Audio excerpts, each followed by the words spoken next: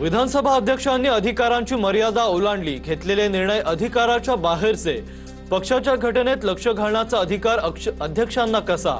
ठाकरेंच्या सेनेचे वकील कपिल सिब्बल यांचा हल्लाबोल। सिब्बल न्यायमूर्ती नाहीत, मी दिलेला निर्णय शाश्वत। राहुल नार्वेकरांची सिब्बलांच्या युक्तिवादावर प्रतिक्रिया, तत्कालीन परिस्थितीनुसार योग्य तो निर्णय दिला। सिब्बलांच्या आरोपांवर राहुल नार्वेकरांचं स्पष्टीकरण।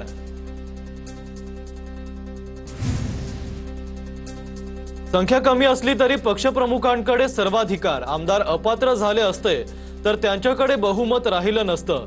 अध्यक्षांनी विधिमंडळातील बहुमताचा विचार केला, कपिल सिब्बल यांचा निशाणा। शिंदे 2018च्या घटनेनुसार नेते, आमदार आणि मंत्री झाले। आमदार म्हणजे पक्ष नाही, शिंदेंसोबत गेलेले सर्व 39 आमदार अपात्र। सिब्बल यांच्याकडून 10व्या अनुसूचीचा दाखला। तर 2018च्या घटनेनुसार शिंदेंनी मुख्य नेता हे पद तयार केलं, ते निवडणूक आयोगाला कळवलं होतं का? कोर्टाचा सवाल, तर रेकॉर्डवर नाही।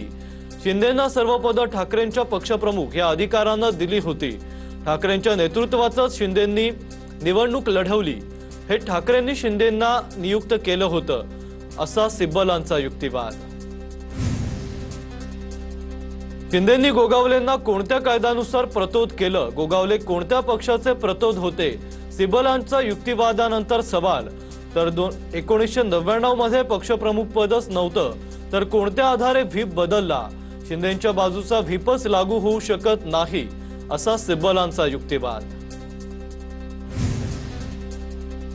रोहित पवारांकडून एकनाथ शिंदेंच्या कार्यपद्धतीची स्तुती, सिंदखेड राजासाठी अर्ध्या तासात 50 कोटींचा निधी मंजूर।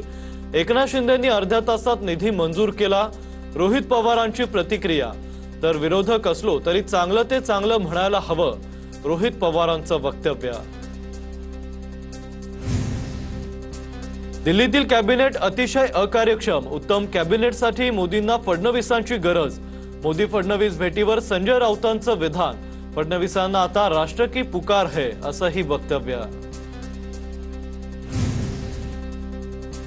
माझ्यावर महाराष्ट्राची जबाबदारी, मी इथेच राहणार। दिल्लीत पंतप्रधानांच्या भेटीनंतर मुख्यमंत्री फडणवीसांनी कोणी काहीही बोलू दे, मी महाराष्ट्रातच राहणार असल्याचा पुनरुच्चार केलाय।